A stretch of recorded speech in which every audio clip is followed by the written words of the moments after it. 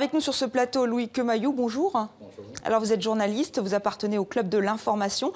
Alors on a très peu de nouvelles de Blaise Compaoré, si ce n'est un tweet. Chers compatriotes burkinabés, je lance un appel au calme et à la sérénité. Est-ce que vous avez plus d'informations? Est-ce qu'il est retranché dans son palais présidentiel ou est-ce qu'il a déjà quitté le pays? Il y a beaucoup d'informations contradictoires actuellement qui circulent. Certains l'ont annoncé dans son palais, retranché.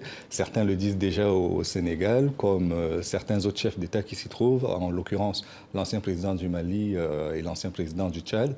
Mais pour l'instant, il est difficile de savoir où il en est. Simplement, l'information sur l'arrestation de son frère François Compaoré a été confirmée.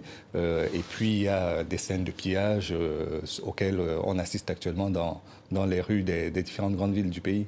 On assiste à un tournant aujourd'hui c'est un moment historique. Dans tous les cas, c'est un moment historique parce que quand j'entendais votre invité au téléphone dire qu'on pouvait le prévoir, non, c'est sûr qu'on a vu monter cette contestation depuis plusieurs années déjà, depuis au moins l'année 2010 pour la période la plus forte.